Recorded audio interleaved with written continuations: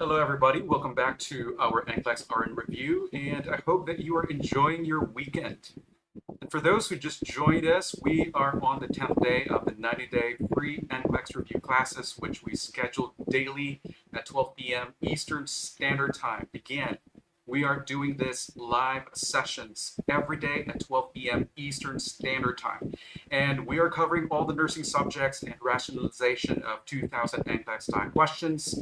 And today I'll talk about the nursing care and also the management for an adult patient with acute cystitis, urethritis, urethritis, and lastly, prostatitis. And we're going to do some Q&A right after. Now, before we're going to get started with the lecture, we are offering the NCLEX course via our website. And we want you to check out for more information, the description below. And if you have any clarifications, if you have any questions about the topics that we are discussing, kindly post your questions and also comments below. And we want to make sure that you have a solid foundation before you take the NCLEX RN exam. So don't wait much longer because we want you to really sign up for the course so that you can go through into the nitty-gritty of each subject with easy to follow lectures. So we want you to get your brain cells buzzing with at least 3,000 NCLEX style questions and a whopping 5,000 brainstorming nursing questions. So we got you covered with our audiobook and also the bullet book for speed learning, and we want to encourage you to clock in at least 100 hours of thorough NCLEX prep. We want to make sure that you can also check on our 10-hour animated video course and also to test your knowledge with our mock tests and different test series. So you can access our course online for solid 6 months, and this you can access anytime 24/7. And of course, we have about 200 plus NG and test questions, and we want to make sure that you are going to consider us for your ultimate NCLEX prep destination. All right, so let's get started with our topic today, and we'll talk about the acute cystitis, which is pretty much the urinary tract infection.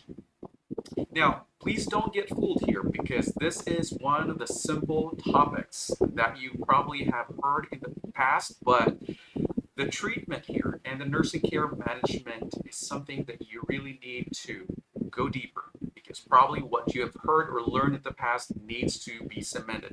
So we want to make sure that you have the updated information.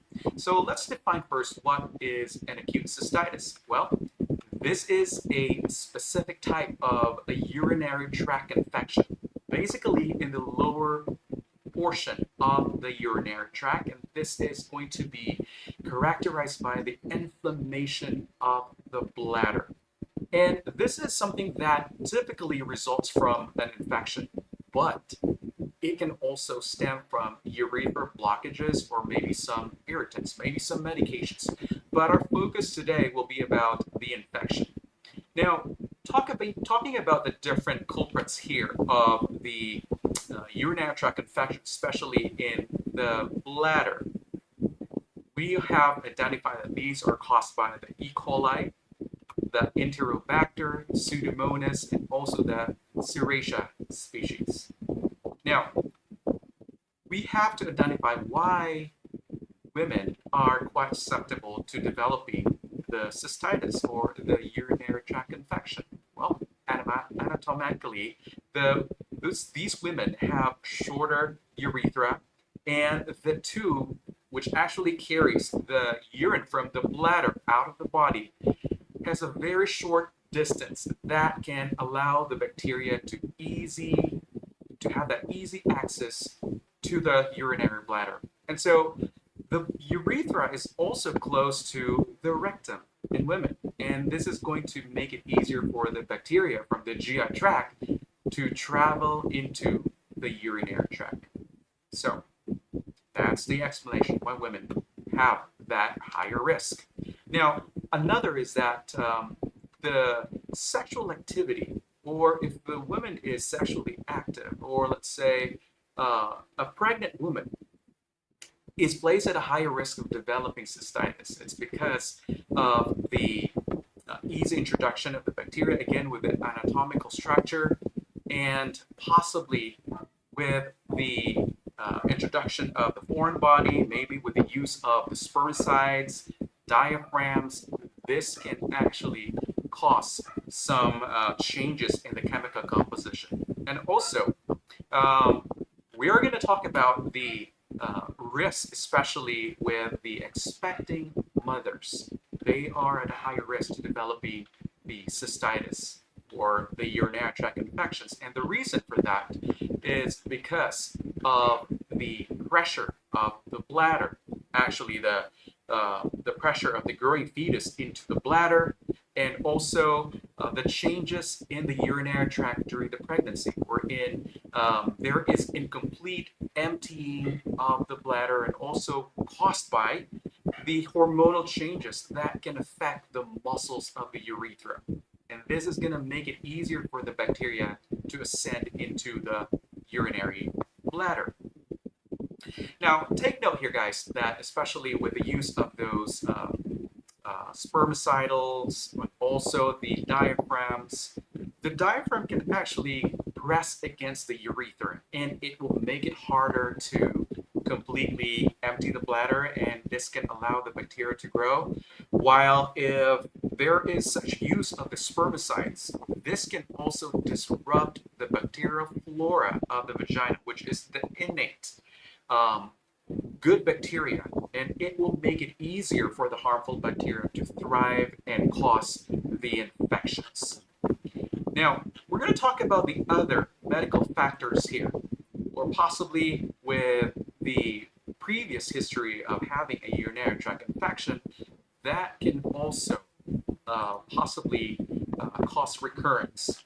Now, for example, with the medical conditions, these are your diabetes mellitus, also spinal cord injury, and there's also possibly weakening of the immune system that can lead to the urinary tract infection. So we'll talk first about the diabetes.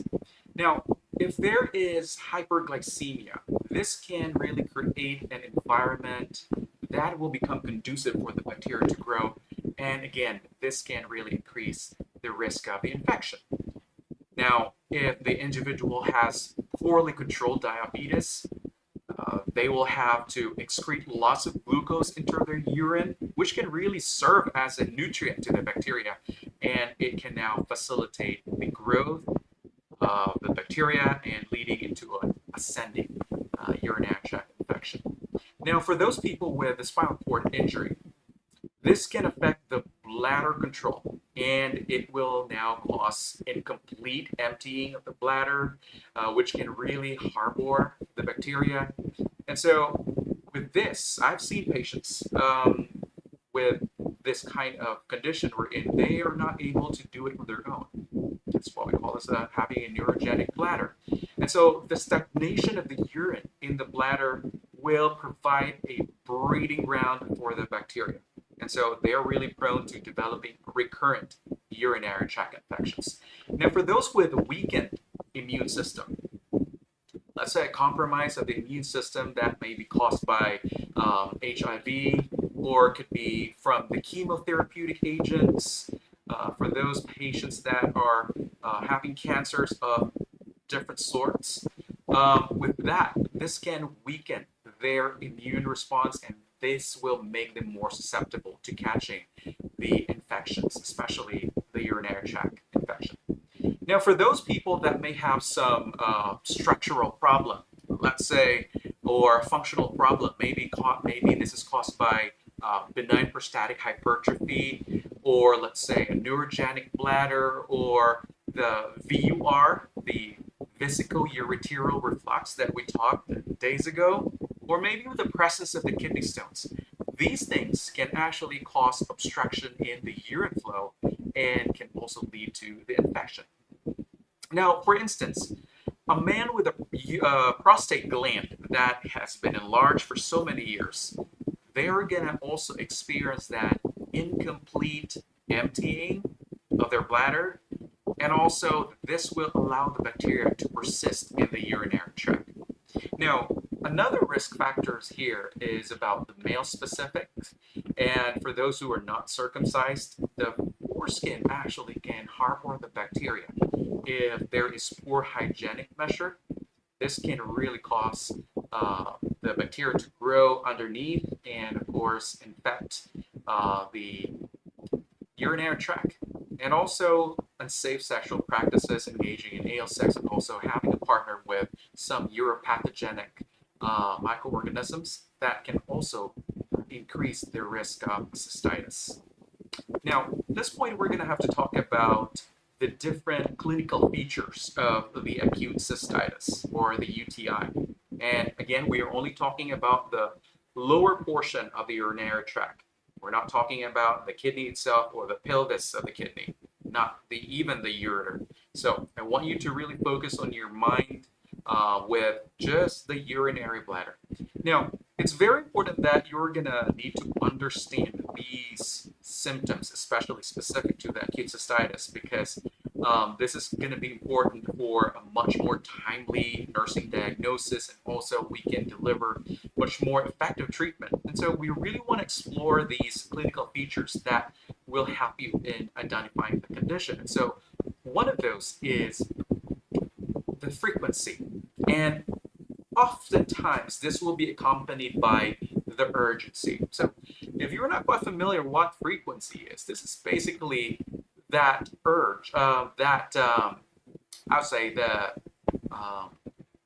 wherein the person will actually going to be forced to go to the bathroom several times within a short period. They have that symptom of really want to pee. And also this is going to be repeated in a very short time. So the urgency will accompany this, wherein the person will have that urgency to use the bathroom. And this is going to be done more often than the usual toileting pattern. So even if they've just urinated, they're going to go back to the bathroom in a very short while. Now, with that, please take note that these are the two clinical features that you would be assessing this patient. Now, they will also have that urge to suddenly urinate immediately. And this is something that can be overwhelming for the patient, especially for the elderly person. It's no fun. It is quite irritating. And especially if they're trying to control their urination, because some of these people already have some issues with incontinence. So this can be bothersome and, of course, can lead to some discomfort. Now, another assessment finding here is painful urination, or this is what we call as dysuria. And another hallmark for cystitis, and they're going to also manifest some burning sensation or pain while they are trying to empty their bladder. And this can range from being a mild, or it could become a severe type of pain. And they're also going to urinate in very small amounts. Very small amounts. We call it scant urination. So despite that they have been doing the frequency and the urgency, they can only pass very small amounts of urine each time. And again, this can become so frustrating. It can really bother them with what activities that they're planning ahead of them. And so again, that's another indicator that this person may have a UTI. Now, there's also difficulty in urinating. So some individuals at some point may also experience in maintaining a steady stream of urine. So again, this might be caused by the irritation or maybe the inflammation caused by the infection. And also they're going to feel like they're not able to empty their bladder fully. And that sensation would really persist, and this can result to repeated trips to the bathroom in order to fully empty the bladder, but it's not going to be effective. Now, for this patient, they're also going to complain of the lower abdominal pain, maybe back pain, or for those, unfortunately, they probably would experience the bladder spasm. And this is a common symptom that is going to be felt in the lower abdomen, or could be the back. And this is going to be associated with very sharp or crampy type of abdominal pain that is accompanied by the spasm itself. And this is going to be sudden and going to be involuntary contractions of the bladder muscles. Now, please take note here that there's also going to be a change in the color of the urine and the odor. And in a normal urine, or yes, the odor is actually some sort of like, it has an ammonia smell in it. But when you actually have the chance to smell this kind of urine in a person with a UTI, it is kind of funky. It's cloudy in color, it's dark, it has a strong, very unpleasant odor. And that's because of the bacteria that is present in the urine and also some white blood cells. So typically just an infection in the urine. So take note of these assessment findings, and I hope that you will be able to just refamiliarize and kind of strengthen or reinforce what you have learned in the past. Now, another manifestation here, don't forget about this one. They might also manifest some gross hematuria. This is the visible blood in the urine. And this can occur in more severe cases and can be alarming for those patients and could really require prompt medical attention. Now, aside from the gross hematuria, they're also going to complain about the discomfort, chills, also fever. Who doesn't want fever? Nobody. And so the person here will just feel just ill.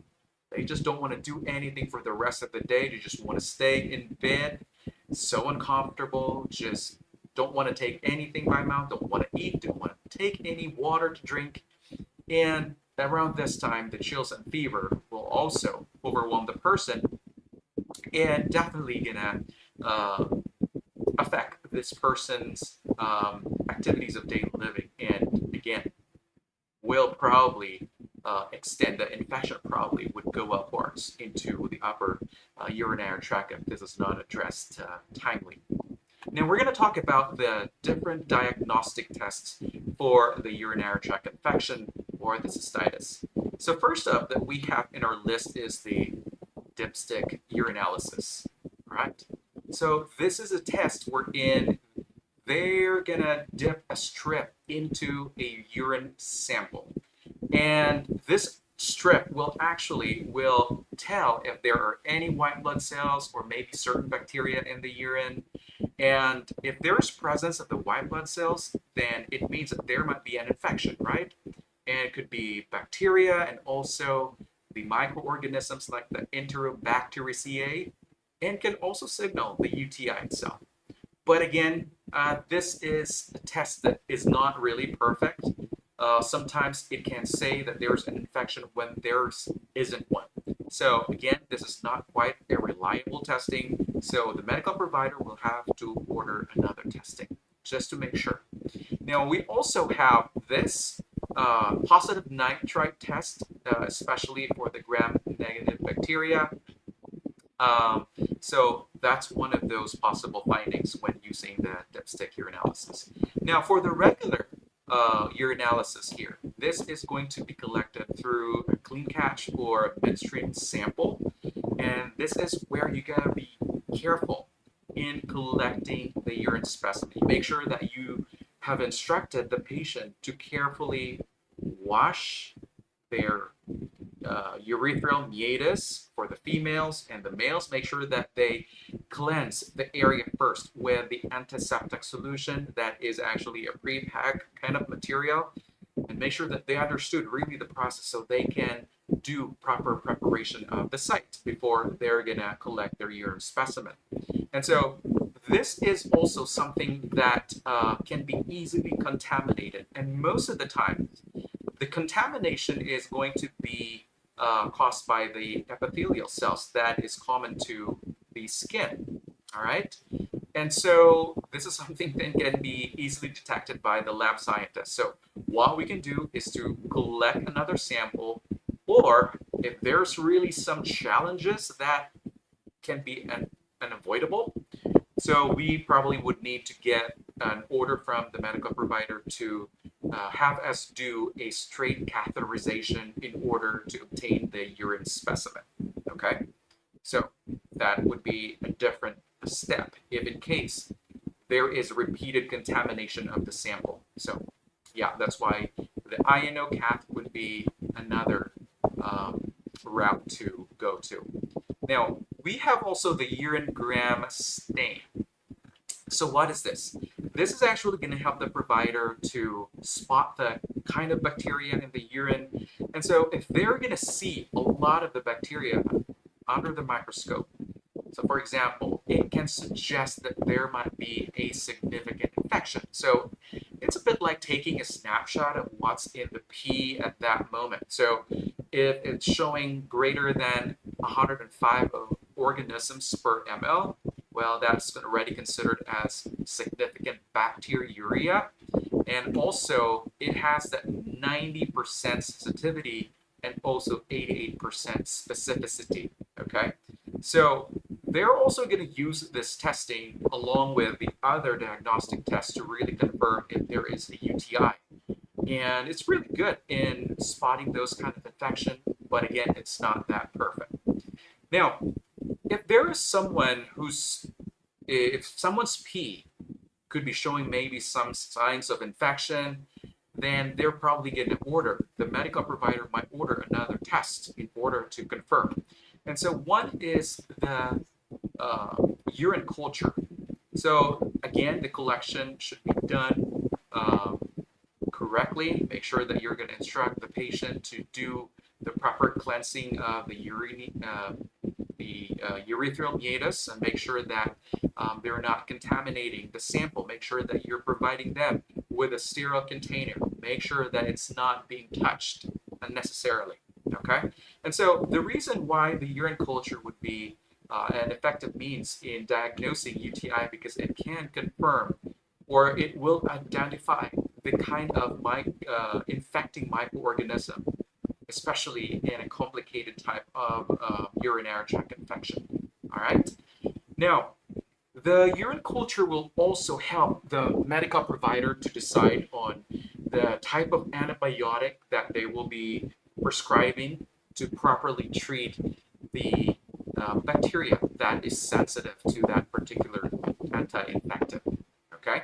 So again, urine culture will allow the medical provider or the lab scientist to really identify what the anti-infective to be chosen for this antibiotic therapy.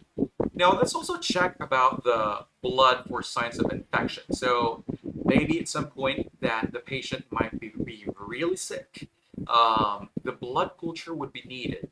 And this is really going to be collected in real time. And if the doctor is suspecting some septicemia, sepsis, or urosepsis, then they really need to have this procedure done very quickly. And this is to check if there is a widespread dissemination of the infecting microorganism in the bloodstream. Okay, so this would also help out what kind of antibiotic that they can prescribe for this type of microorganism to check for the sensitivity. Now, there are also some testing, such as the intravenous pyelography or the cystoscopy or the urography, but these tests are actually not routinely ordered. They are only going to be ordered if there is something unusual going on. So, for example, maybe some functional problem or maybe a structural issue in the urinary tract that they want to investigate. So they're going to use this diagnostic studies in order to determine those possible structural issues. Okay, so again, this is going to be saved for those special cases. All right, so I hope that you're able to catch all these different tests and also the significance. All right.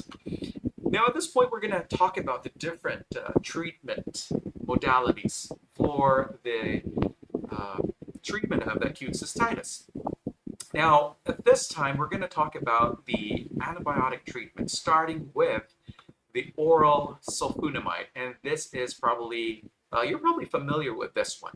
Okay, so the name that we have here is the trimethoprim sulfamethoxazole, or known as the TMP SMZ, or known as the Bactrim. Okay, so the TMP SMZ. So this is an oral form of medication that can work to stop the bacteria from actually making that tetrahydrofolic acid, which is going to be important for the bacteria to create its own DNA. So if you are going to take this medication, of course, if you have the urinary tract infection, well, it will definitely stop that production or synthesis of the tetrahydrofolic acid.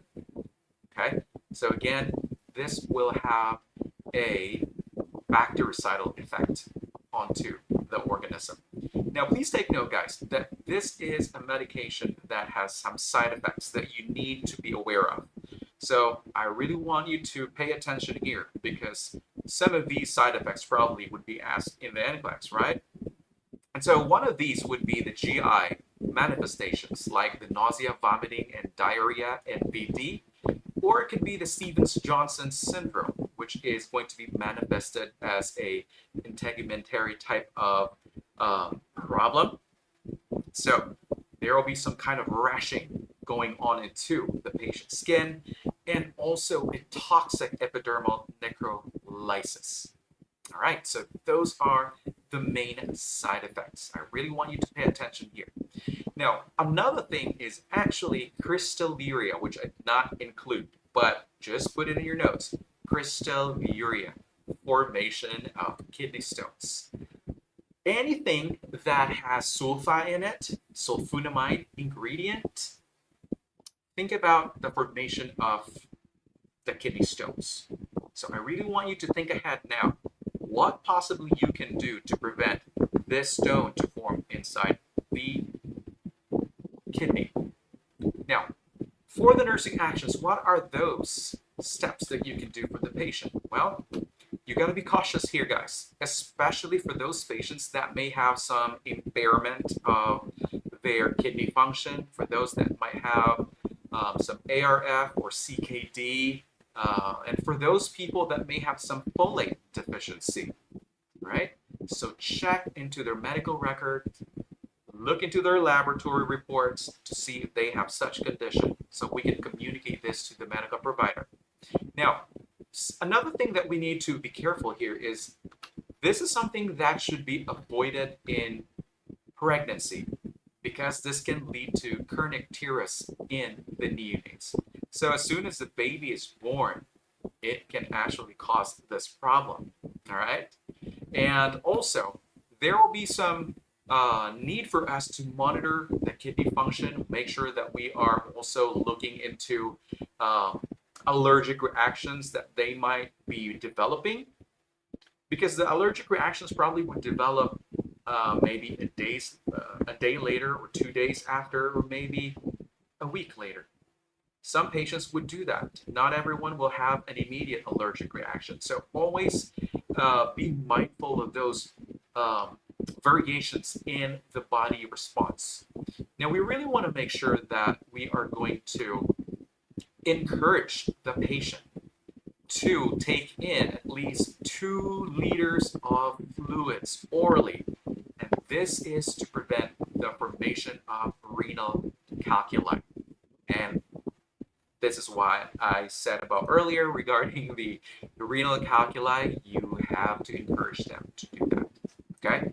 Anything that has sulfonamide ingredient, they are going to be causing that problem, renal calculi. So in order to flush out these possible calculi, make sure that your patient consume at least 2 liters of fluid per day, unless there's any contraindication, right?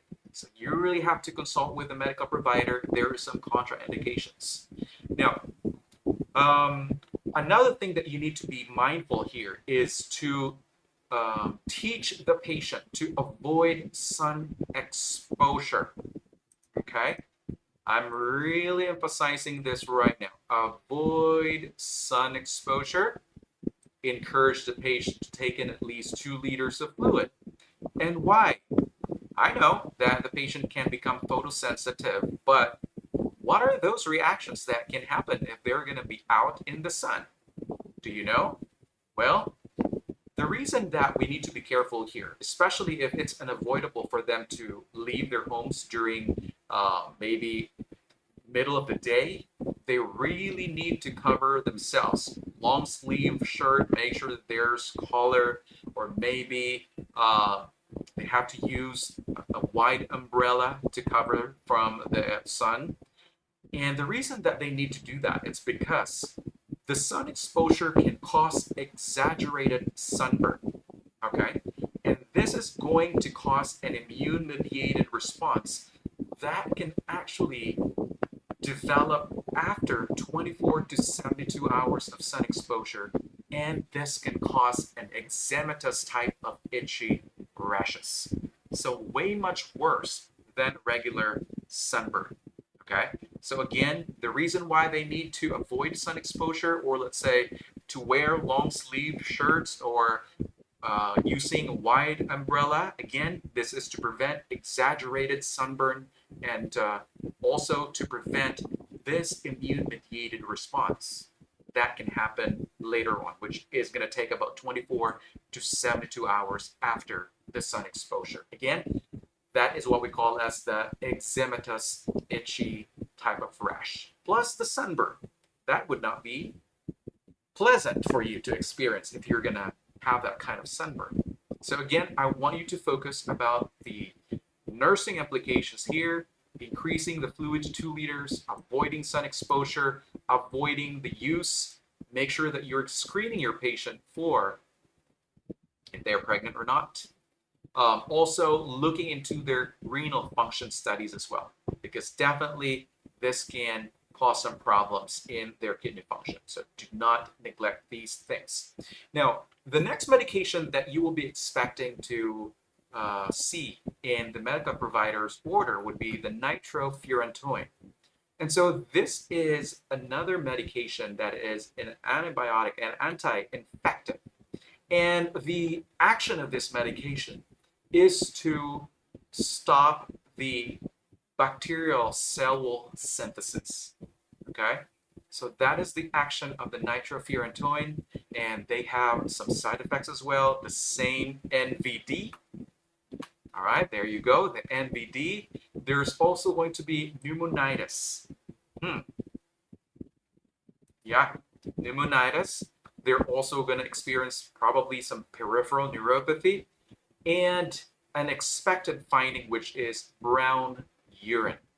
And this is something that is caused by the breakdown of the medication ingredients. So you have to tell your patient ahead of time, you might expect to see your urine changing into a brown discoloration, and this is expected. However, here's the caveat. If the patient will have that brown discoloration of the urine, along with the new manifestations, any other urinary symptoms, then this would really cause for some more in-depth assessment, because this might be signaling, this could probably signal another impairment in the renal function if we're just going to let it go. No. So again, brown urine discoloration is expected once they take this medication. However, if they are going to have another set of new symptoms along with the brown discoloration, then that is something that is significant, and that would require you to do some more investigation and make sure that communicate that information to the medical provider. All right.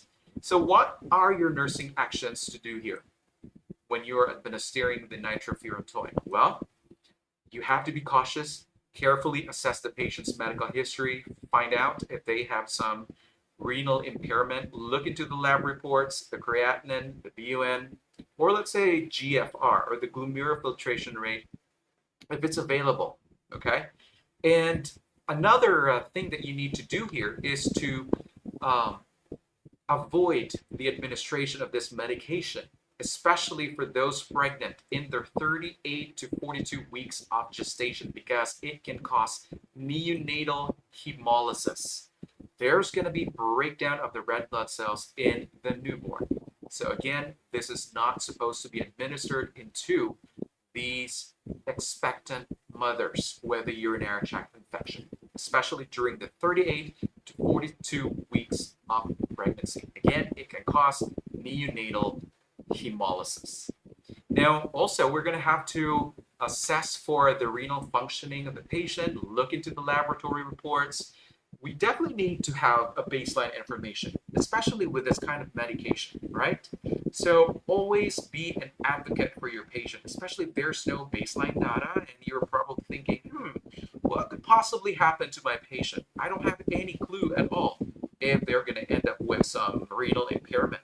So you got to be safe in starting this therapy with your patients. You want to make sure that you have the available information once or before you start this antibiotic therapy.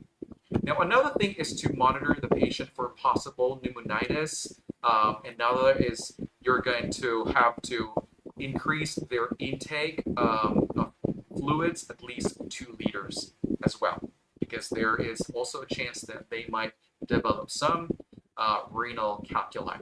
All right. Now, we are going to talk about the next medication, which is the fosfomycin. Okay, I hope you can see it now, which is basically an antibacterial medication. And it is a phosphonic acid derivative, and it is going to stop the bacterial cell wall synthesis. And this is the first step in the peptidoglycan synthesis. So I just kind of shorten it. So again, it will inhibit the bacterial cell wall synthesis. And the side effects that you need to know are very common. Again, GI disturbances. So I put it there, the NBD, very easy to recognize. Plus the headache. And there's also going to be dizziness. And in some cases, there will be some allergic reactions. All right.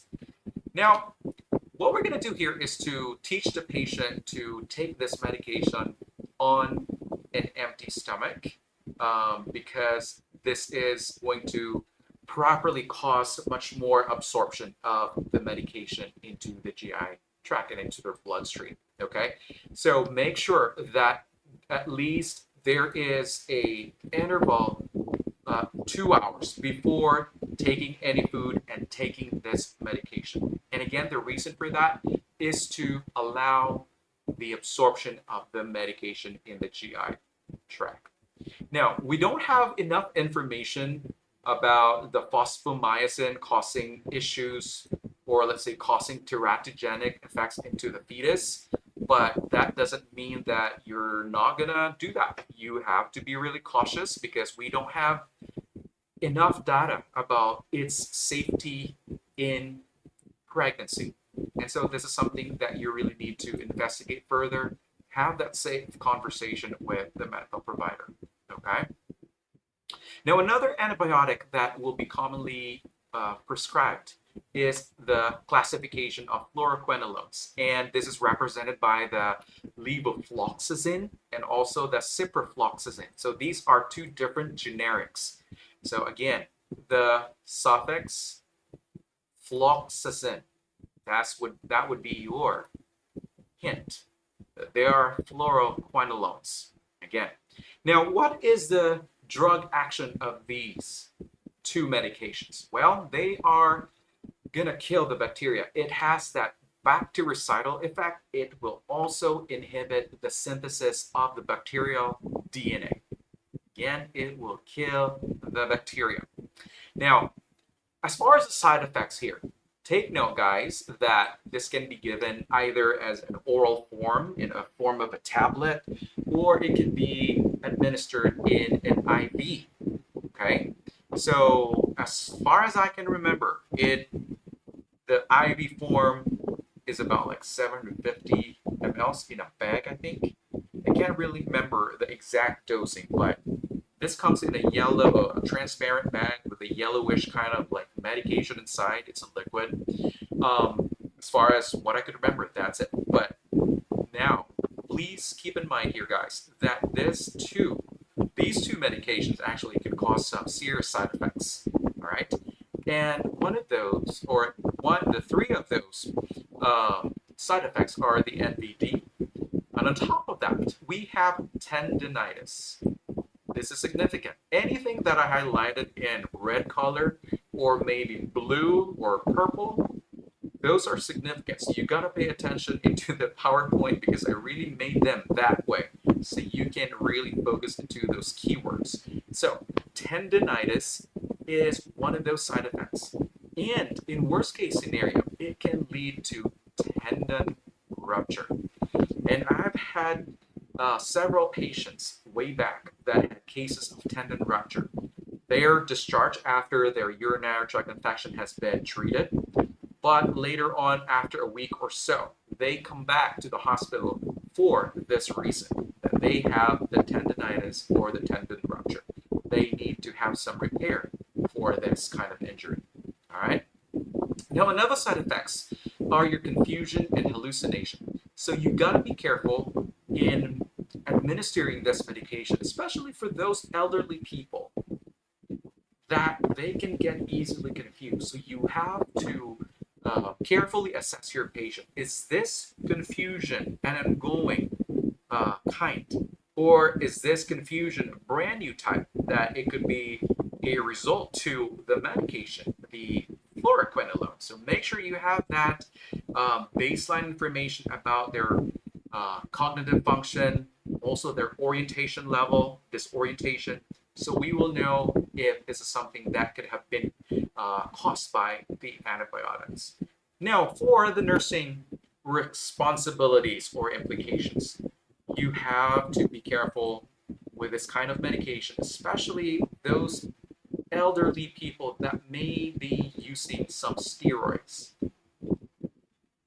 Remember, for those elderly people that may be taking steroids, probably because they have some form of COPD, asthma, or it could be that they are maybe some autoimmune problems that they need to get steroids or take steroids. So you got to be careful here because, again, with the effect of the steroids into their bone matrix, it can cause osteoporosis, of course, just for the steroids, right?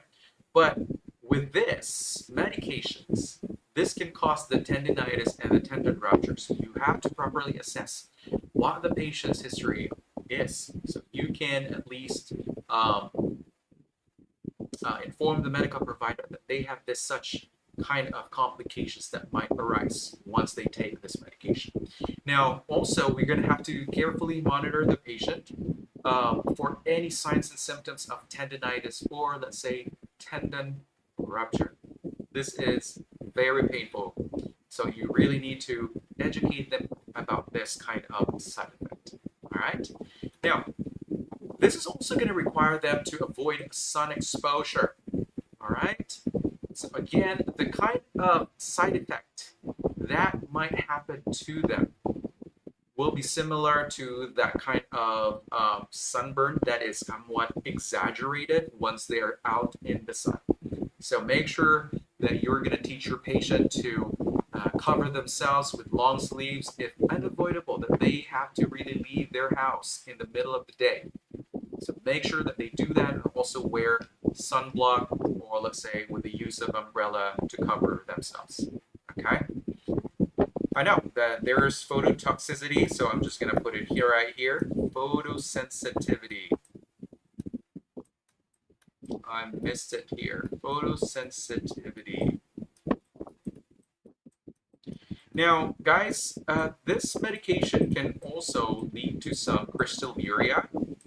So I'm adding that one here, crystalluria. And again, what would be your nursing implication here? What would be your nursing action? If there is no contraindication to take the 2 liters of water per day, then definitely that would be included in their care plan. 2 liters water in 24 hours to prevent crystalluria. Avoid sun exposure, avoid precipitation of the renal calculi, and also screen your patient if they have some history of tendon disorders, or especially if they are taking any steroids as well.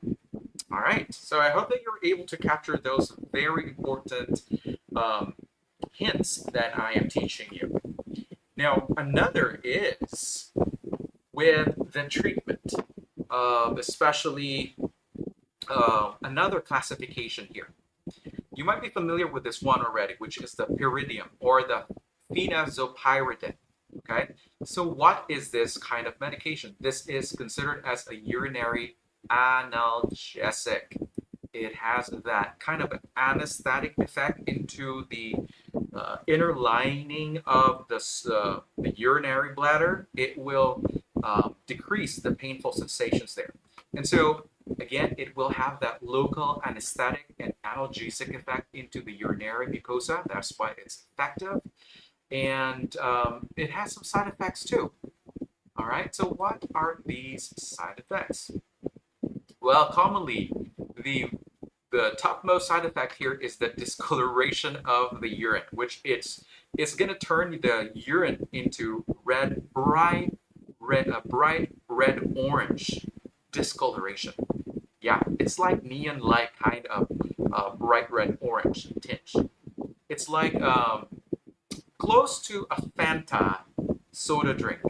Have you drank Fanta or those soda pop that are like orange in flavor? Yes, it's actually going to look like that. It's neon orange kind of discoloration. So this is not harmful. This is an expected finding. And so you're going to have to tell the patient ahead of time that they don't need to worry about this kind of discoloration. They just have to chill. Their urine color will go back to its normal color once the medication is stopped. And again, they don't have to take this medication the whole, year. This is only going to be indicated for a short duration. And so this can really bother them because they might be worried about staining their underwear, and it can really stain. And so, yeah, you've got to be patient with those warriors, especially the elderly people that, hey, I don't want to take this medication. It's cause staining into my underwear or my undergarments. And so tell them that this is temporary and it can resolve once the medication is discontinued. Now, another side effect here is a GI upset. So if they're going to end up having that, so maybe have the medical provider order some medications, maybe an antacid in between taking this medication to relieve the pain, and also there's going to be headache, okay? But this is something that is rare, really. I've never encountered a patient that has been taking pyridium that had some headache. Our nursing implication here. Okay, so let me go back into our slide here.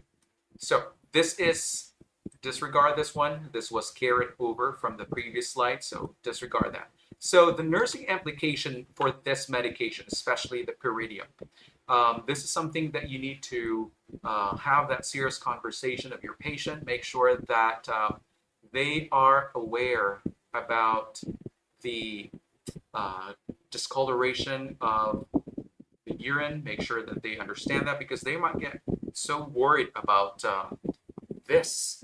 I once had a virtual patient way back that was so distressed because she had a urinary tract infection and received a prescription for the pyridium. And so she thought that she was actually bleeding because of the bright red orangey discoloration in her urine. And so when I was actually at the phone, because I was making follow-up calls for the different patients in this medical practice, and so she was so distressed over the phone. She talked to me about what really happened. And as soon as she took the pyridium, within a 24-hour period, her color, the urine color, has changed significantly. And so she thought that she was bleeding. And I just had her verbalize and vent out, but eventually I explained to her that it is a very common side effect. All right? So you got to make sure that this is shared to your patient before initiating the therapy. All right. Now, let's move on into the different complications that could happen in this patient with the acute cystitis. So one of those complications here is another complicated type of urinary tract infection. So because here, when we are focusing on the cystitis, this is in the lower urinary tract. However, if the cystitis is not treated properly, this infection can ascend into the upper portion of the urinary tract, or probably can also lead to the infection into the prostate gland. Okay, and so the complication here will be much more severe and will be much more difficult to treat because of maybe some other underlying conditions or maybe some underlying abnormalities in the urinary tract. And so you have to dig deeper. So one of these complications is pyelonephritis, basically the UTI in the pelvis of the kidney, right? And so again, this is a serious infection that I've discussed days ago, and again, infecting the kidneys, and it will really cause some major problems if not treated in a timely manner. And also the prostatitis, which is basically the inflammation and infection of the prostate gland, which can also lead to the pain in the groin area. And this can cause the person to have flu-like symptoms and difficulty in urination. Prostate is affected. So once that is very painful, they probably don't want to pee anymore because of the painful sensation as soon as they try to pass that urine. Okay, so very unpleasant here. And another complication that could possibly occur here is the urosepsis. Highlighting this because this is a life-threatening complication, and most often the patients that we get or we receive from the nursing homes, the assisted living, are going to end up with this condition. Like I've said in the past lectures, that they are probably not taking enough fluids to flush their urinary system, and probably poor hygienic practices that they are wiping from the back to the front, causing the introduction of the E. coli into their urinary tract. And so by the time when they have the infection in the nursing home, probably they're just going to sleep all day, don't want to eat, don't want to participate with their activities. And then the nurse from the nursing home would end up calling the medical provider, hey, our patient here is not really doing well, having fever, vital signs kind of weird. So they're going to end up sending this patient to the hospital. Chances are, when we are checking the urine specimen, yes, positive for the urinary tract infection. They can be sometimes combative around this time, very confused, and confusion is one of those manifestations that can signal that they have a urinary tract infection, especially for those like people that are quiet with it, and all of a sudden their behavior, their mood change, and they become so disoriented. And I've shared this kind of situation way back in my past lectures. So it's kind of fascinating once they get this kind of urinary tract infection, and when they treat it with the antibiotic, they will go back to their norm. Now, for the urosepsis here, this is a life-threatening condition wherein the bacteria has spread into the bloodstream. All right? We are talking of the bacteria crossing, swimming into the bloodstream. And what can happen here if there is now infection in the blood? Well, it can cause those chemical mediators. It can cause a systemic inflammatory response wherein those chemical mediators will be released into the bloodstream. Okay? So this is just a representation of the blood vessels. So the bacteria probably is here already, and this will now trigger the release of the inflammatory, the chemical mediators.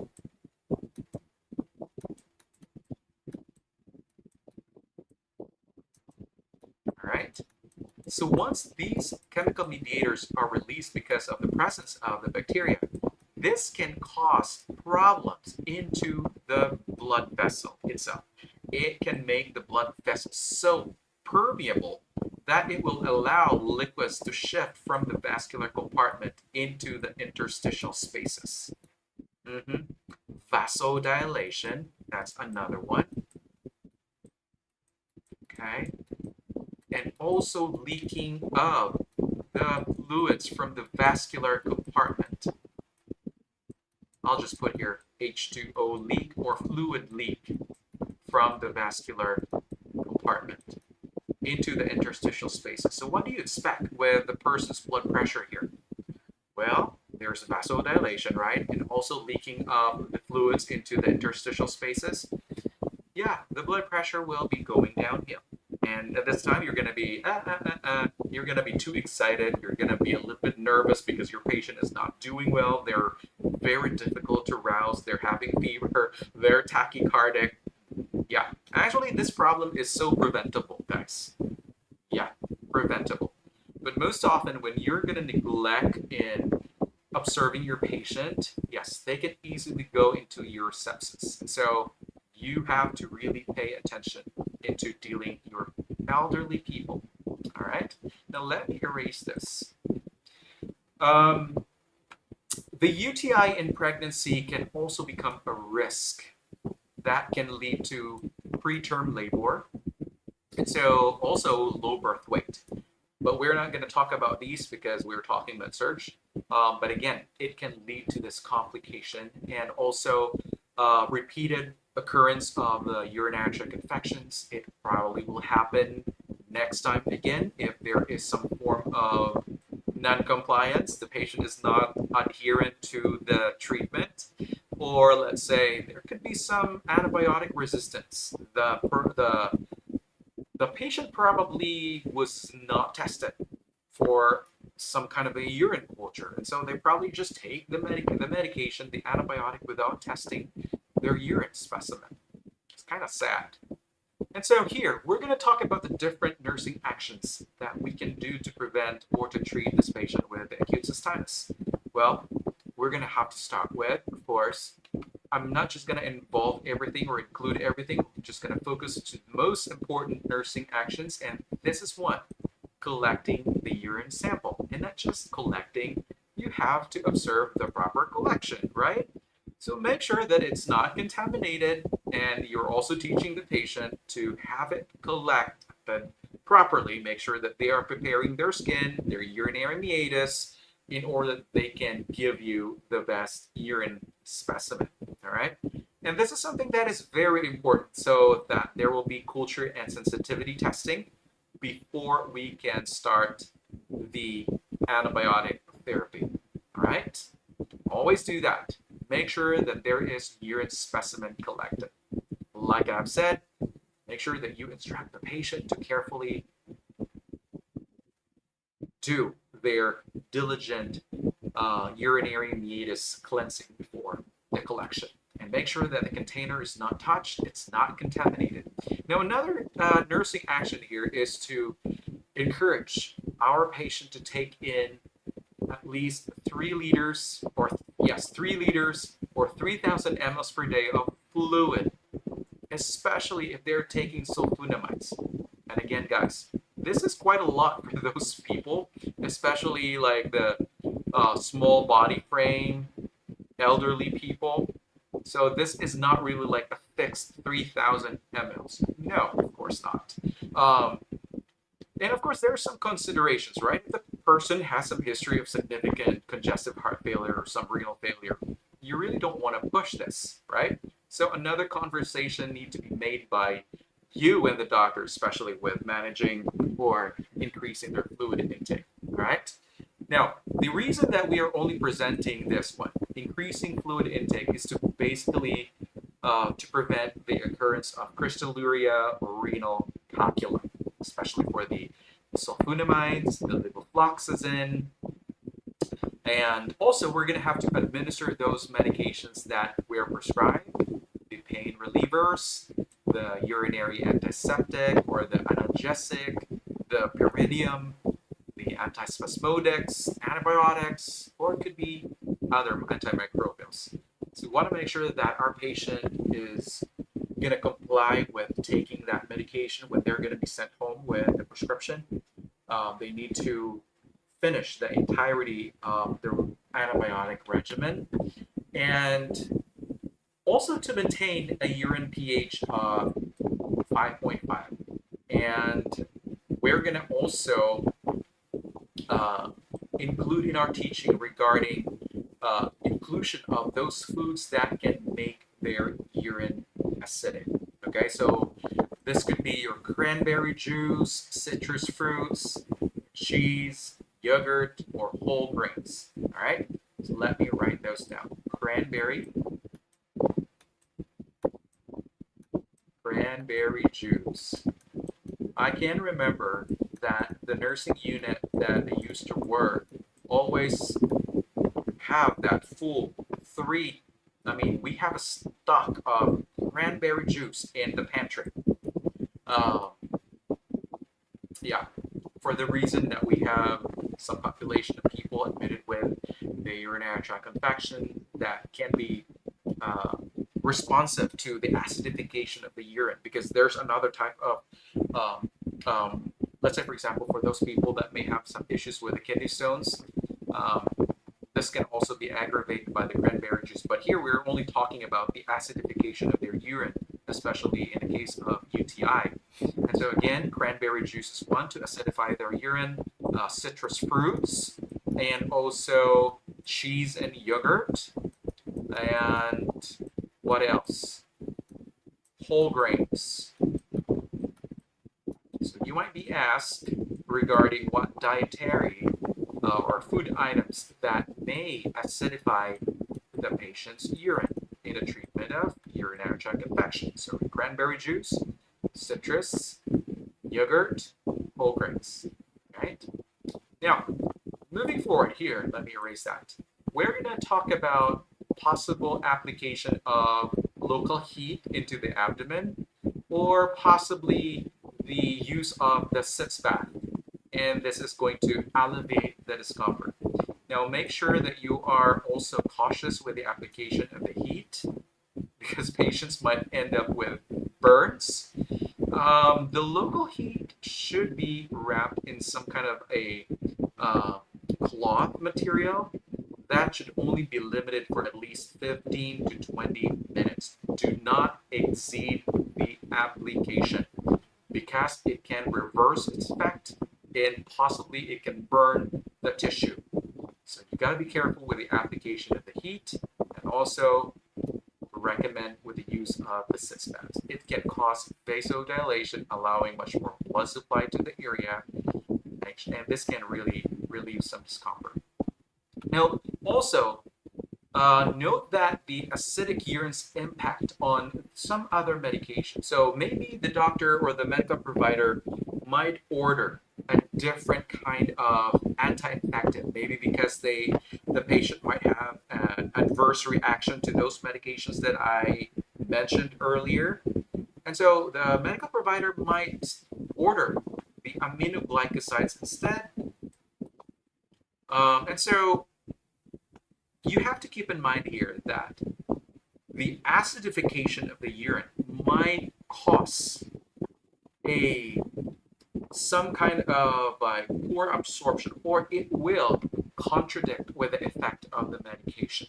All right, so it will probably render the antibiotic therapy less effective if you're acidifying the patient's urine. So this is something that you need to keep in mind, all right, especially for the aminoglycosides, sulfonamides, and the nitrofurantoin. So again, maintaining the pH of the urine is subject to other situation. Okay, you got to keep this in mind. So it doesn't mean that we can always acidify the urine at least 5.5 without considering the other issues. So again, like I've said, the patient could be using a different kind of antibiotic, let's say aminoglycoside or other sulfonamides, then we have to consider that, because this might impair the effect of the drug. All right. Now, at this point, we're going to have to also talk to the patient regarding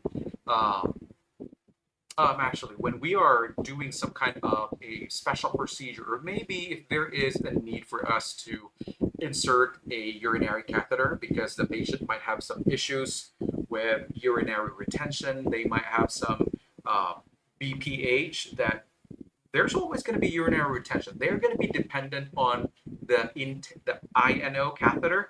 And so when you're doing this procedure, you really have to use strict sterile technique in order to prevent the introduction of the microorganisms into the urinary tract. Yes. All right.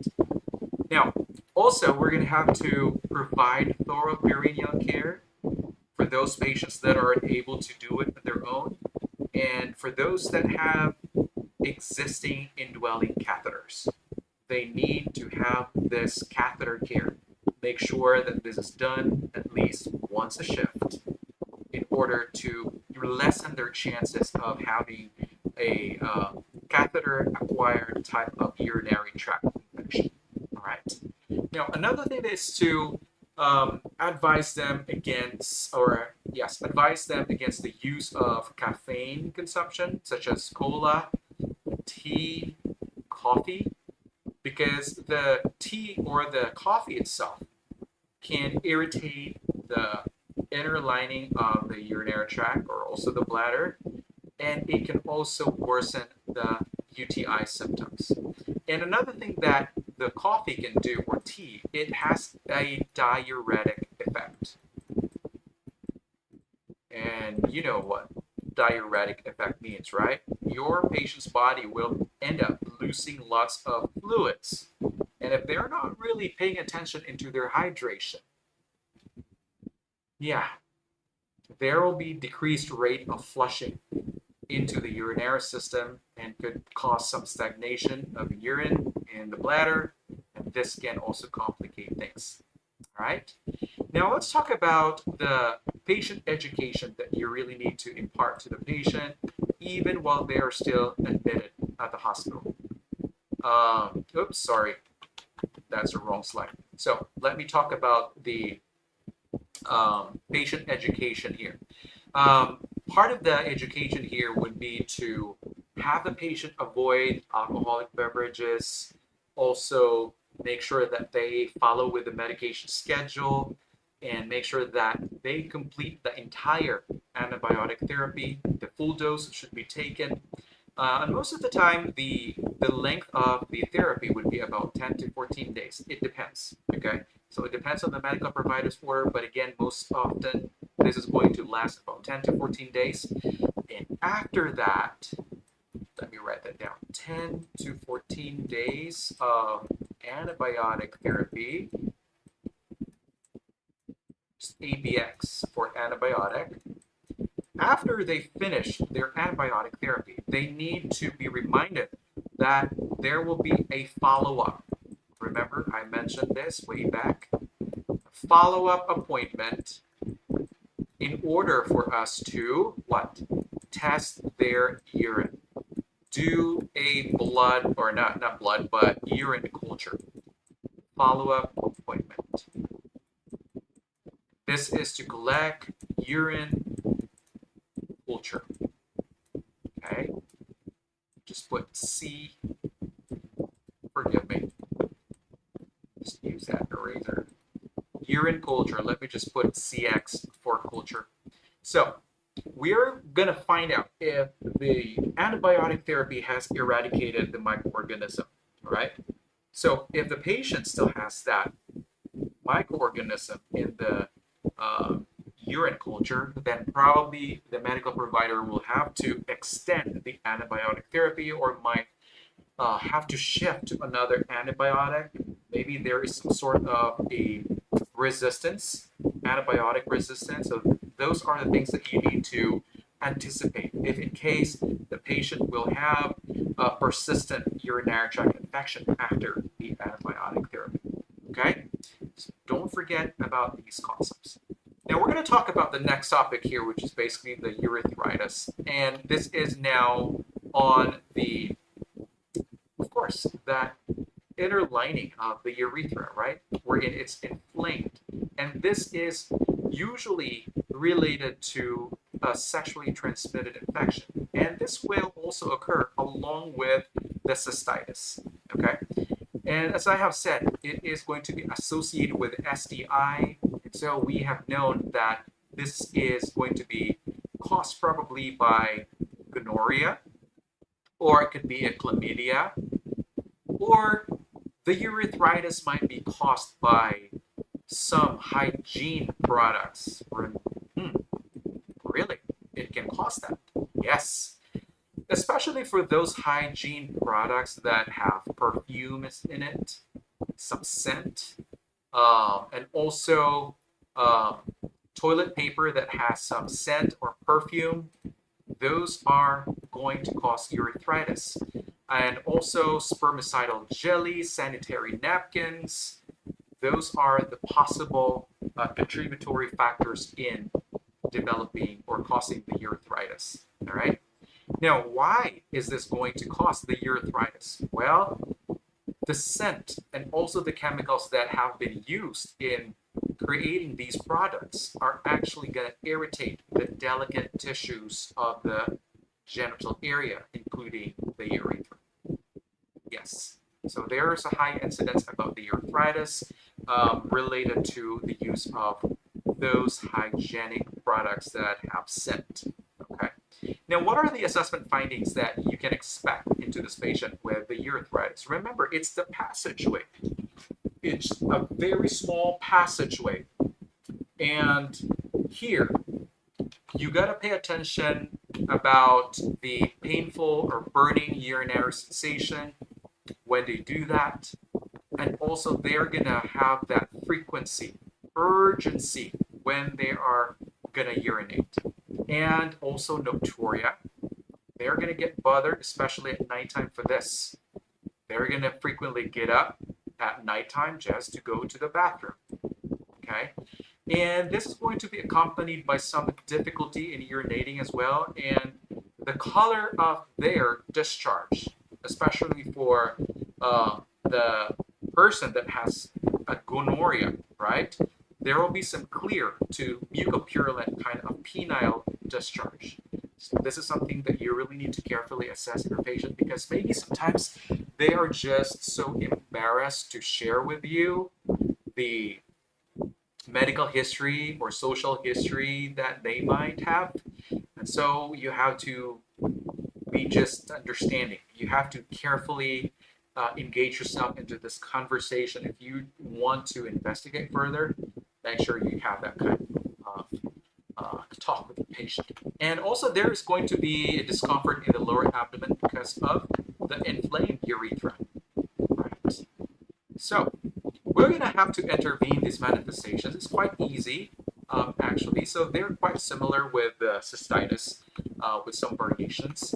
Now, for the nursing actions, what are we going to do here? Well, we're going to encourage the patient to increase their intake of fluids, to allow flushing and flushing of the fluids into their urinary tract, and also prepare the patient for a possible testing for the STI.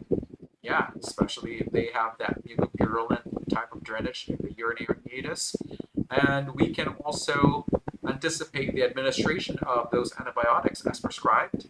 And we can also encourage them to use the sitz bath or tub baths, warm tub baths, in order to decrease their pain. And also, if there is such stricture, if there is some kind of like stenosis in the urethra, well, what we're going to expect here is to prepare our patient for a possible procedure involving dilation. So this is an invasive procedure. Our role here is to prepare the patient, make sure that they're NPO, they must have their sign, the consent must be signed, and make sure that we have thoroughly assessed our patient for some allergies, medication history, their vital signs. Also, teach the patient about the pre-op and post-op intervention, what is expected, what possible complications that they need to anticipate.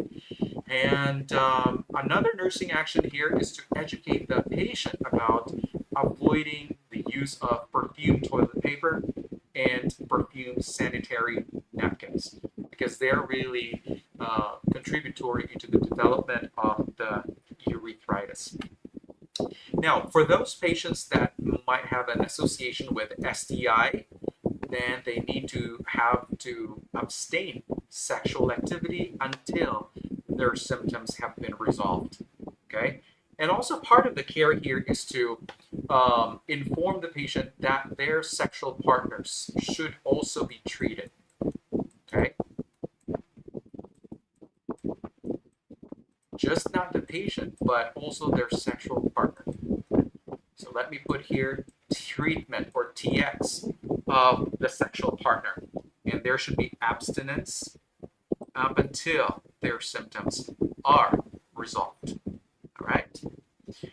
Now, part of the care here is to provide them information, especially about the STI. If unavoidable, then what we can do is encourage for them to use the barrier method, use of latex condoms, or just abstinence, right? And make sure that they're also going to notify their sexual partners from the past 30 days if diagnosed, especially with a chlamydia, because this is very contagious. So make sure that they're going to inform their sexual partners. Highly contagious chlamydia. Okay. And also we're going to have to test both people for the chlamydia and also the gonorrhea, and make sure that we are gonna, there we go, make sure that they're gonna complete the entire antibiotic regimen that is specific to the chlamydia, and also make sure that there is a collection of the urine culture to follow up if the infecting microorganism has been completely eradicated. Now this time we're going to talk about the urethritis. This is now the infection or the inflammation of the ureter. And again, this is going to be linked by the bacteria. It could be a viral infection or the pyelonephritis. So a whole lot of stuff that can happen or could lead to the urethritis. So let's go right ahead into the assessment findings. So our patient will be complaining of the painful urination. They're going to have some increased frequency and also urgency, and probably they're going to manifest some clear to mucopurulent discharge from the penis as well. All right. Now, we have to pay attention here as far as the interventions.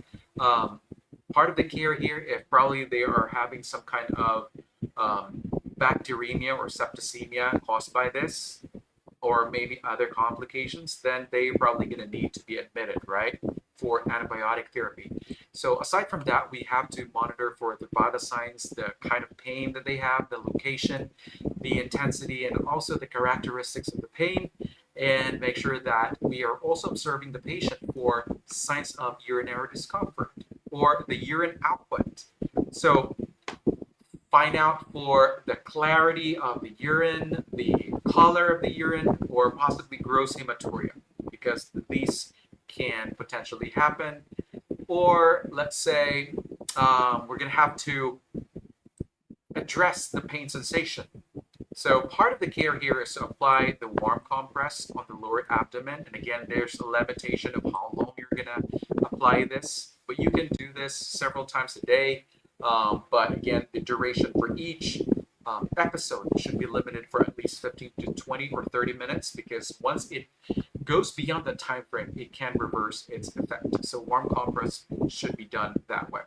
Now, we're also going to monitor for the patient's hydration. It's very important that we are encouraging them to increase their intake unless it's contraindicated in order to flush the urinary system and to prevent further irritation or infection. Now, part of the care is to monitor for the intake and output to, again, ensure proper hydration and kidney function. And expect here, guys, that you will be administering the same medications probably, like metronidazole or let's say clotrimazole. And this is intended to treat the trichomonas infections. Now, for the other classification here, or let's say anti-infective nystatin or fluconazole. So fluconazole, that is an antifungal. So this is to treat fungal type of urethritis. Now, there's also doxycycline or azithromycin. This is going to be indicated for chlamydial type of infections. And also we're gonna have to, again, reiterate to the patient that they have to complete the antibiotic therapy, the full course, and also to prevent the antibiotic resistance. Now, don't neglect teaching the patient about proper hand hygiene, also proper hygiene, cleansing of the perineum after they use the bathroom, or after or when they have done number 2 or pooping. Make sure that they're not doing the bad stroke. So they should be wiping from the front to the back, not the other way around. And also to instruct the patient to avoid those irritants that we know of, like coffee, alcohol, spicy foods, that can exacerbate their symptoms. Okay. Now, again, we're going to also incorporate in our teaching or patient education about having them report those recurrence of the symptoms. Okay, so if in case they're going to complain about the same kind of manifestations that they had before the treatment, make sure that they're going to call their medical provider for this kind of instance, or maybe if they are going to experience some kind of adverse reaction caused by the antibiotic therapy or other medications, then that is quite important for us to emphasize. Now, again, with the follow-up care, this is very important, and to make sure that we are monitoring the patient's progress in order for us to find out if they are responding to the treatment. So there's probably a need for us to collect another urine specimen to check for the eradication of the microorganism, or if there is a need for us to continue the antibiotic therapy. Now, moving into the next topic here, which is, oh, we're not done. It's actually the urethritis. It's a 2-pager. And so we have to do that teaching, personal hygiene, avoiding irritants, and also reporting those recurrences of the symptoms and possible adverse reactions to the medications.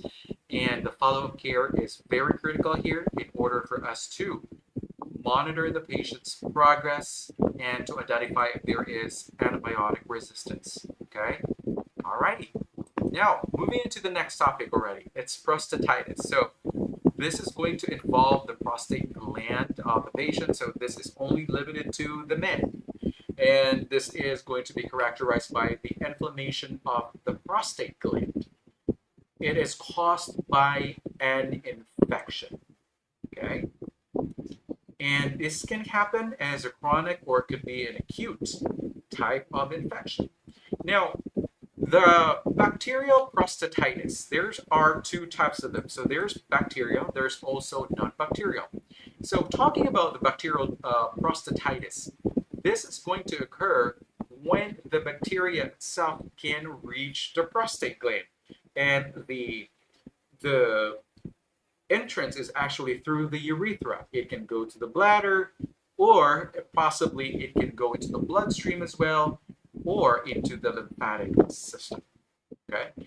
Now, there's also a non-bacterial prostatitis, and this is going to occur after a viral infection and possibly with a reduced sexual activity. Now, let's take a look into the different manifestation here, focusing into the bacterial type of prostatitis. So here, the patient will complain about sudden severe illness. They just feel like they're not up for anything. They just want to stay in bed the whole time. Severe illness. They're going to develop some fever and chills, or it could be some urgency and frequency in their urination because of the inflamed blood, not the bladder, but the prostate, I should say. This will cause some pain in the perineal area and also the lower back because of the proximity of the prostate gland to these other neighboring sites. And the patient might also have a urethral discharge, and the prostate will become so tender it is going to be firm upon examination. Now, the patient here will also have some discharge coming from the urethra, upon possibly prostate palpation.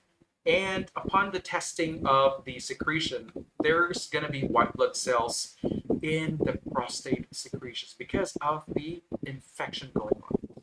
Now, when we are going to look into the urine culture, there's going to be possibly gram-negative kind of bacteria that can be captured in this urine culture and also can be collected if there's a prostate massage. But prostate massage is something that I rarely heard of. And so the urine culture is enough to actually collect this gram-negative bacteria detection. Now, the other one, which is the non-bacterial prostatitis, and this is the most or the more common type of the prostatitis. And so the patient will have some similar manifestations. They're going to have some back pain. There will be urination, painful urination, and also pain in the perineal region and hematuria frequency, or it could be that they have when the medical provider will have to test the patient, especially with a digital exam, okay, they're going to feel that the prostate will feel irregular but enlarged, and it's going to be firm. Okay, so it is irregular, enlarged, it's firm, and of course it's tender. The patient will be in a lot of pain during the testing. Now, what are we going to do for this patient? As far as the nursing intervention goes, we are going to increase the patient's fluid intake. That's part of the care because we want to make sure that their urinary system is flushed with adequate fluids. We're going to also suggest the use of the tub warm bath or sitz bath to allow or to provide comfort. We're going to have to administer antibiotics for the infection, pain relievers, also antispasmodics and stool softeners, because when the patient is constipated with this prostatitis, it can aggravate either. Okay, so make sure that we are also encouraging them to take in lots of high fiber food. All right. Now we're going to have to inform the patient about the methods to help drain the prostate. This is something that I haven't really noticed in the nursing floor that I work with in the past. Maybe this is something that can be done in the clinic, like teaching the patient to drain the prostate, and this is going to be done through sexual intercourse or masturbation or the prostate massage. And again, the reason for that is to help decrease the pain, help decrease the inflammation of the prostate gland. All right. It's kind of somewhat kind of awkward to talk with this kind of intervention, especially if you're not quite familiar with the patient or probably, yeah, it's just kind of awkward sometimes, but you have to deal with it.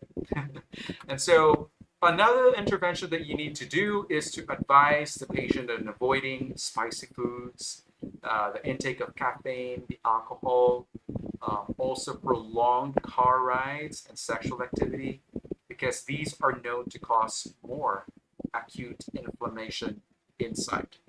All right, so keep in mind about the restrictions. Now let's go through the test items. So we have our test number one. What guidelines are included in the educational care plan for a patient with cystitis who has a phenazipyridine pyridium prescription? Okay, let me read that back. What guidelines are included in the educational care plan for a patient with cystitis who has a phenazopyridine pyridium prescription? Is it A, notify the healthcare provider if the urine changes color to orange-red? Is it B, take phenazopyridine shortly before urination to alleviate pain? Or is it C, upon relief from painful urination, discontinue the prescribed antibiotics? Or D, cease phenazopyridine intake once painful urination subsides? What is your answer?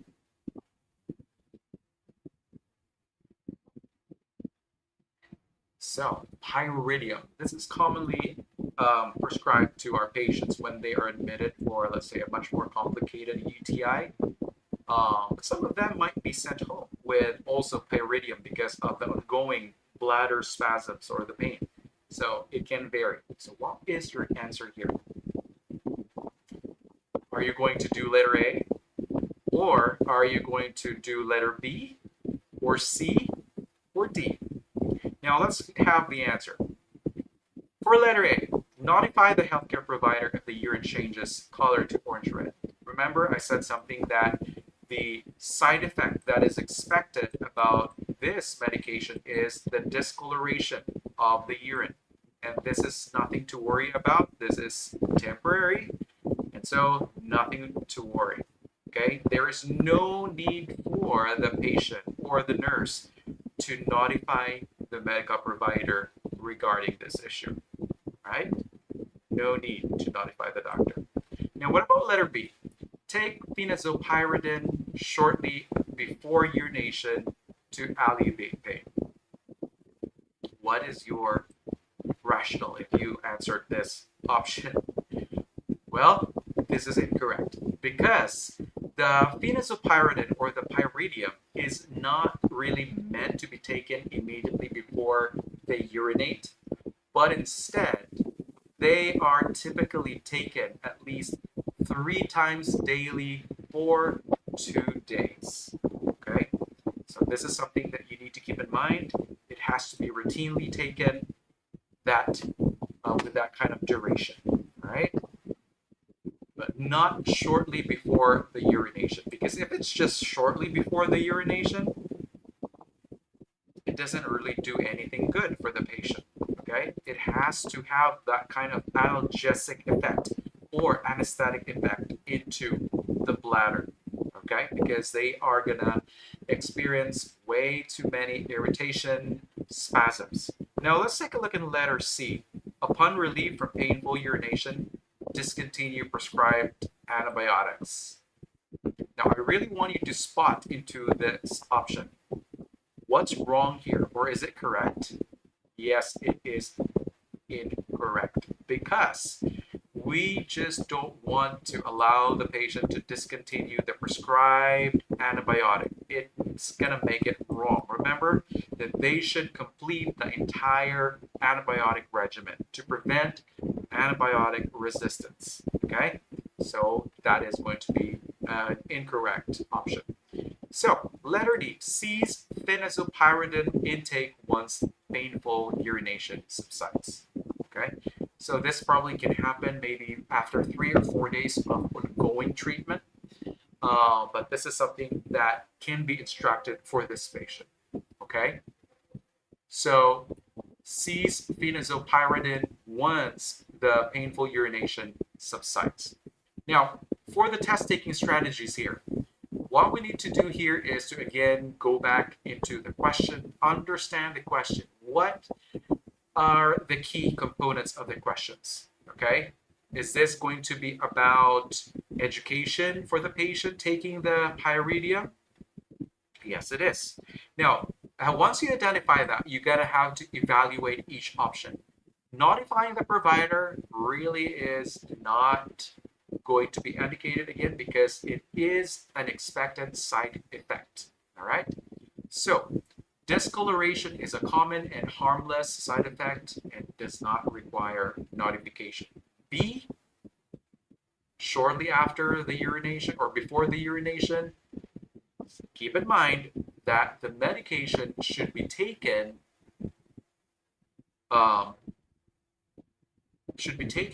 for that kind of duration 3 times a day in order to prevent the spastic episodes. All right.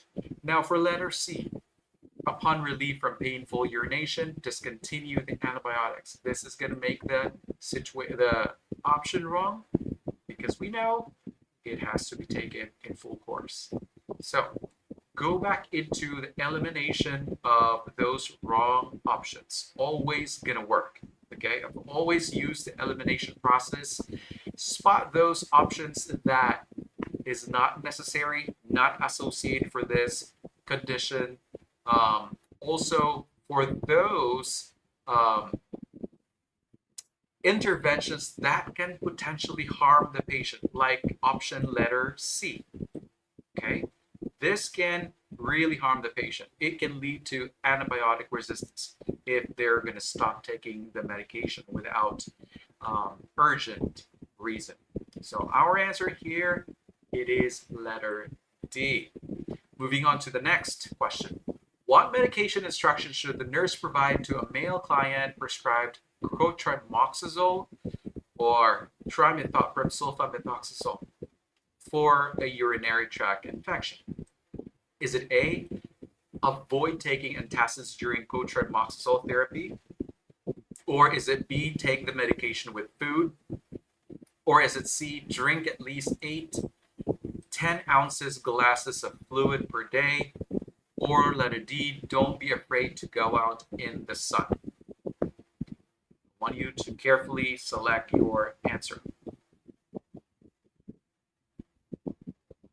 Again, we are talking about a patient that has been given a prescription for TMP-SMC, cotrimoxazole. So what instruction should be provided by the nurse to this patient? Okay, so let's go through the options. A, avoid taking antacids during cotrimoxazole therapy. Well, this is incorrect. Well, why? Because there is no known interaction between the antacids and cotrimoxazole that would require avoidance. However, when the person might take antacids, this might sometimes interfere with the absorption of other medications. But at this point, it doesn't. It doesn't have any food-drug interaction between the two. Okay? All right. Now let's talk about letter B. Take the medication with food. Is this correct or incorrect? The answer is incorrect. Why?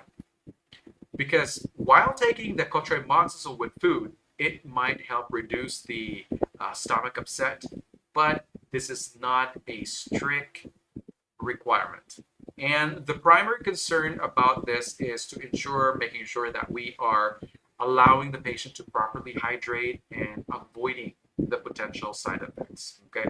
Now, I really want to ask you now, what are those side effects that we have learned about the sulfamethoxazole, trimethoprim?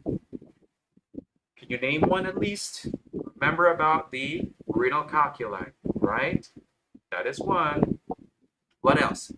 Photosensitivity, right?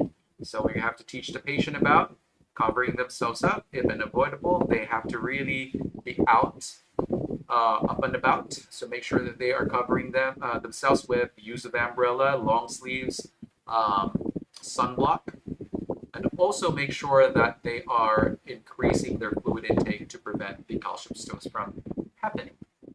So those are the two most common issues that probably would be asked. Letter C, drink at least 10 ounces glasses of fluid per day. Remember, we are talking about the TMP-SMC. Yes, that is the correct option. Letter C.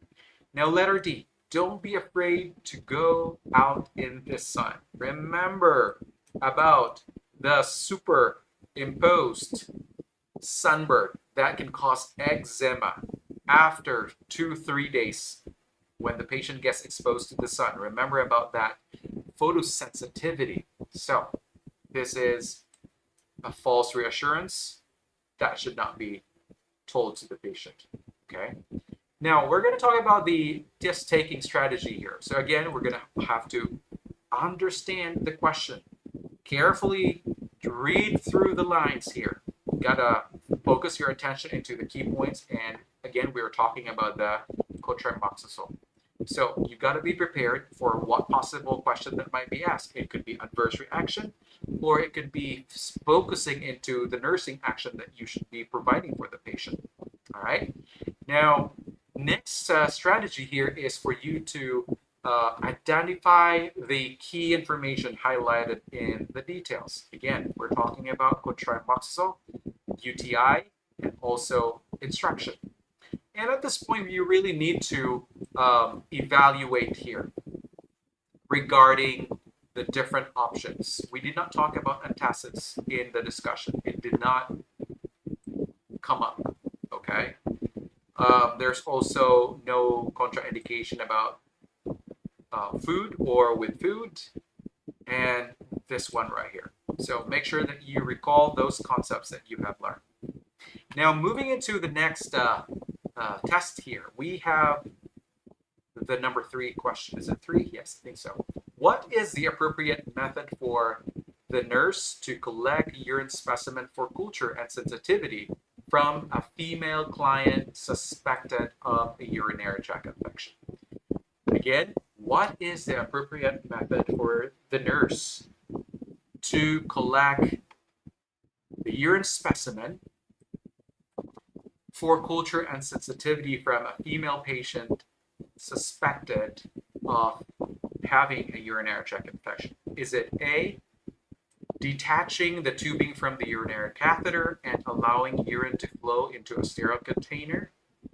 Or is it B, cleaning the self-sealing aspiration port with antiseptic solution and extracting urine using a needleless sterile syringe? And then letter C, empty urine from the drainage bag into a sterile container? Or is it letter D, securing the tubing with a clamp for 40 minutes and using a sterile needle to draw urine from above the clamp? So I want you to pay attention. What would be the safest nursing procedure to collect urine specimen with this patient that has a Foley or urinary catheter? Okay? What would be the safest practice here? I hope that you had selected the correct answer. Let's go through letter A. What is in letter A? Detaching the tubing from the urinary catheter, allowing the urine to flow into a sterile container. Guys, this is a red flag. Immediately take this one out. This is incorrect for the reason that the practice itself is very substandard. It is going to increase the risk of contamination and also the infection. You're not supposed to pull them apart. The tubing from the catheter bag and also the catheter itself should not be taken apart, because if that is done, it is not anymore a closed drainage system. That's the principle of a careful catheter care. Do not take them apart, okay? You really make sure that this closed system is maintained. Never take them apart, okay? Again, for that reason, that once you do that, it will break that integrity of the catheter and the tubing. Now, let's take a look at letter B. Cleaning the self-sealing aspiration port and extracting urine using a sterile needle, or extracting urine a sterile needle or syringe. Okay, so this is the most correct answer, because this is the steps that are mentioned in this option actually describes the careful collection of the specimen in a catheterized patient. So it will minimize the contamination by doing the disinfection first, and then let the disinfectant solution dry off a little bit, and then we're going to use that syringe to withdraw urine from the catheter. Okay, so this is our correct answer. What about letter C? Empty the urine from the drainage bag into the sterile container. The urine that has already been collected in the drainage bag, the big container, which is actually secured at the side of the bed, we don't collect urine specimen from there because it's already been stagnating for quite some time. There's a lot of bacteria in there, and I'm sure your patient will end up with a positive blood or urine culture if we're going to collect it from there. So no, we should not do that practice. Never collect urine specimen from the urinary bag. Letter D, securing the tubing with a clamp for 40 minutes and using a needleless sterile syringe to draw urine from above the clamp. Okay, so what's missing here? It seems kind of correct though. It seems like. But what's missing here is the disinfection. It's not there. You don't see the disinfection in letter D. That's why it is incorrect. All right. So our only best answer here is letter B. And here, I'm just going to show you right now the best way of collecting the urine specimen. So this is our patient's, hang on a sec. So this is just like a generic kind of like collection of urine when the patient has a catheter, right? And so here you are actually seeing the person collecting the urine sample with the use of a luer lock syringe, okay? So guys, I just want to let you know ahead of time that some hospitals are, they're stocked with the urinary catheter. They're gonna have those self-sealing portion of the urinary catheter that it doesn't require puncturing with the use of a needle. So it has that spot that will go down once it is, once after you have cleaned or disinfected the port with alcohol swab. Once you have dried that area, okay, allow the alcohol swab to, or let's say the area that has been disinfected, that you allow it to dry off. When you're gonna use the luer lock syringe, you just screw it in. You don't need to use a needle to actually puncture, okay? Because there's a whole lot of issues with the needle pricks in the US, especially for the nurses. And so some hospitals now are actually purchasing this kind of catheter, the needleless type of port, in order to prevent needle sticks, okay? So here's another, okay, so this is what we call as the closed system. Take a look right here in the picture. The tubing and also the end part of the urinary catheter. There's that, what do you call this? A pre-packed or whatever. There's like that red tape that is actually joining the tubing. So this is like an alert that you're not supposed to take them apart. Okay, so this is like a cautionary or like a sign that, hey, don't take me apart. You have to keep this tubing intact. So this is another safe way of actually collecting the urine specimen. There is that guard, and this is really going to prevent potential splashing of the urine, especially that there is no need for us to transfer the urine from the syringe into the sterile container. No, it has to be collected right away with this test tube right here. So isn't that amazing? This is much more protective compared to the standard use of the needleless type of syringe and then transferring it to a sterile container. So this is much better, I should say. But then again, our goal with that question is to really perform the safest way of doing it, to make sure that we are not introducing any kind of infection into the patient's urinary system. That is the end goal in this kind of presentation. And so that ends our lecture today. Thank you so much for your attendance. And again, please put in your comments, your questions in the chat box or the comment section below so we can answer those queries. And for tomorrow, we'll be doing some Q&A for all different renal system disorders. So I really want you to attend to that session so you can also enjoy our Q&A session. So that's it for today. So thank you so much, and you take